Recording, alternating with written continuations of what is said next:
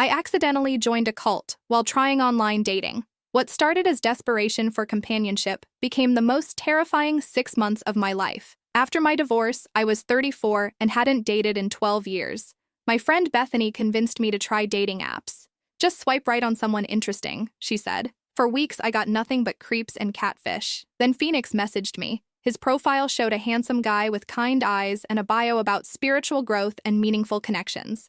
He seemed too good to be true, but I was lonely enough to take the bait. Our first date was coffee at a bookstore cafe. Phoenix listened intently, asked thoughtful questions, and shared stories about finding purpose through meditation. For the first time in months, I felt hopeful. I'd love to introduce you to my spiritual community, he said. We're having a gathering this weekend. I should have been suspicious when the gathering was at a remote farmhouse an hour outside the city.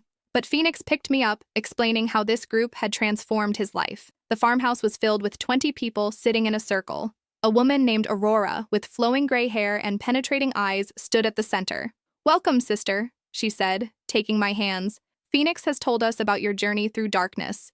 That's when my stomach dropped. Aurora led us through meditation exercises that felt more like hypnosis. She spoke about releasing attachments to the false world and surrendering possessions to achieve enlightenment. When I whispered to Phoenix that I felt uncomfortable, he squeezed my hand and said, "Trust the process." The next morning, Phoenix called early. "Pack light. Aurora had a vision about you. You're meant to join us immediately." Every instinct screamed danger, but I was emotionally vulnerable. I packed a weekend bag and left a note about going on a retreat. The farmhouse became my prison for 4 months. They confiscated my phone on arrival. Days began at 5 a.m. with meditation, followed by manual labor disguised as mindful service. Anyone who questioned the rules faced public shaming sessions. The breaking point came when Aurora announced my purification ceremony. I'd be required to cut all ties with my former life and donate my savings to the community.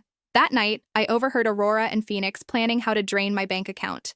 During the next morning's meditation, I faked a bathroom emergency and slipped out the back door. I ran 3 miles through woods to the nearest road, where a truck driver gave me a ride to the police station. The FBI raid happened 2 weeks later. Aurora was arrested for fraud and human trafficking. The investigation revealed they'd been targeting divorced women through dating apps for 3 years, stealing nearly $400,000. Phoenix got 5 years in federal prison. His defense claimed he was manipulated too, but evidence showed he'd recruited 17 women. Now I volunteer with a support group for cult survivors. I still use dating apps occasionally, but I trust my instincts now. Sometimes the most dangerous predators promise exactly what you're desperately looking for.